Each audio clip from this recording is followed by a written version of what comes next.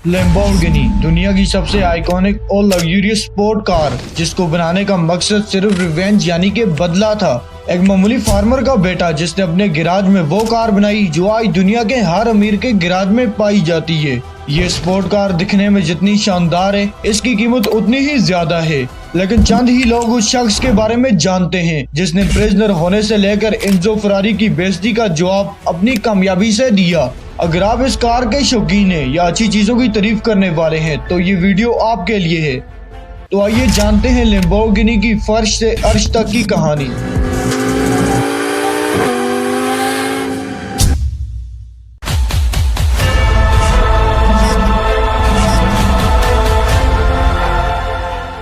फ्रिचियो Lamborghini 28 अप्रैल 1916 को Italy के एक शहर रोनाजो में पैदा हुआ। फ्रिचियो के वालिदैन वाइन बनाने के लिए खेती करते और अपने बेटे को एक अच्छी वाइन बनाने का तरीका सिखाते।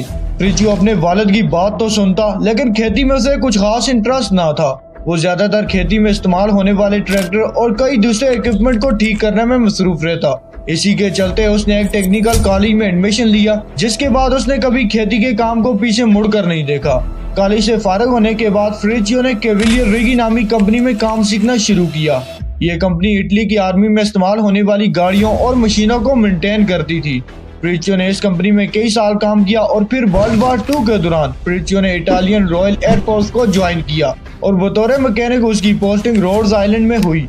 और तकरीबन 3 साल बाद जर्मनी ने इस आइलैंड पर कब्जा कर लिया और वहाँ के लोगों को कैदी बनाया। उन्हीं कैदियों में से एक फ्रिचियो भी था। जेल में फ्रिचियो के साथ हर तरह का तशद्दुद किया गया, लेकिन जब जर्मन आर्मी को फ्रिचियो की मैकेनिकल स्किल के बारे में मालूम हुआ तो उन्होंने फ्रिचियो को अपनी गाड़ियों और मशीनों को ठीक करने के काम पर रख लिया। और फिर ठीक 1 साल बाद फ्रिचियो को जर्मन आर्मी से आज़ादी मिल गई।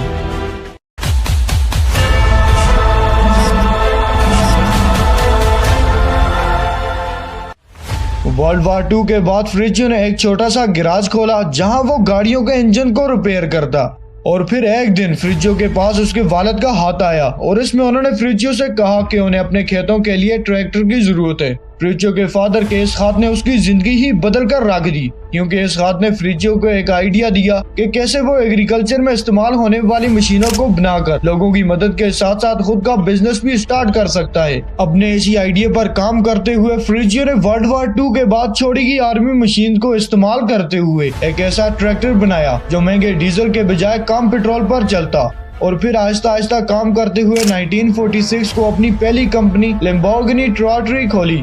ये वही साल था जब एंजो फरारी ने अपनी फरारी कंपनी की बुनियाद रखी।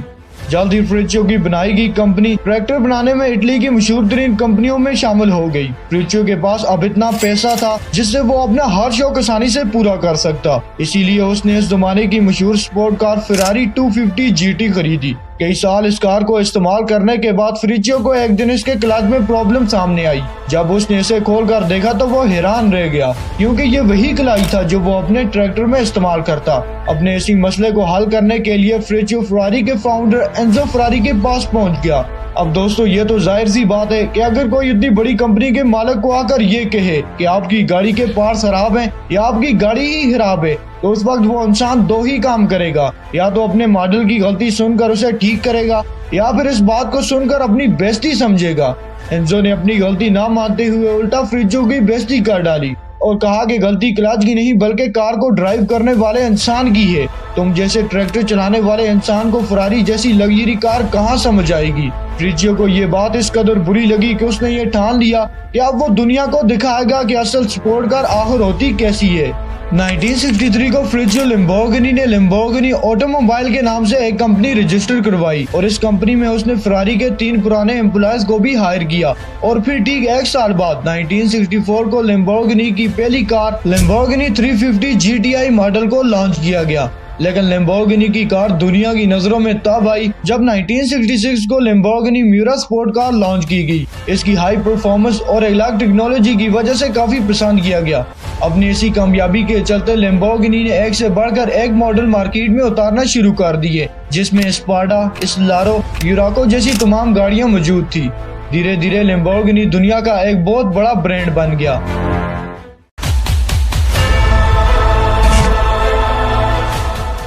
1973 ये वो साल था जब पूरी दुनिया में ग्लोबल ऑयल क्राइसिस आया, जिसकी वजह से फ्यूल और मैन्युफैक्चरिंग की प्राइसेस में बेहद इजाफा हो गया। इस सिचुएशन की वजह से लैम्बोर्गिनी को बहुत नुकसान हुआ, क्योंकि सबसे ज्यादा प्री ऑर्डर इसी गाड़ी के थे और खरीदे ना जाने की वजह से कार की सेल पर काफी बुरा असर पड़ा। कंपनी काफी नुकसान में चल रही थी, इसीलिए फ्रिज्यो ने इस कंपनी को एक स्विस बिजनेसमैन को बेच दिया। इसके बाद इस कंपनी ने कई मालिक बदले, लेकिन साल 1998 को वोल्क्सवैगन ने लैम्बोर्गिनी को खरीद कर उसे ऑडी डिवीजन में रख दिया। वोल्क्सवैगन के पास आने के बाद एक बार फिर इस कंपनी ने बुलंदियों को छूना शुरू किया। एक वो वक्त था जब ये कंपनी बंद होने को थी और आज इस कंपनी की करंट वैल्यू 11 बिलियन डॉलर से ज्यादा है और आज दुनिया भर में लैम्बोर्गिनी की स्पोर्ट कार अपनी तेज रफ्तार और ब्रांड नेम के लिए जानी जाती हैं। यह थी एक ऐसे शख्स की कहानी जिसने एक ऐसी कार बनाई जो आज सिंबल है लग्जरी और परफॉर्मेंस की। उम्मीद है आपको आज की वीडियो पसंद आई होगी। अगर आपको आज की वीडियो पसंद आई है तो वीडियो को लाइक और चैनल को सब्सक्राइब जरूर कीजिएगा, क्योंकि मैं ऐसे ही दिलचस्प टॉपिक पर और वीडियो लाने वाला हूं। तब तक के लिए खुदा हाफिज।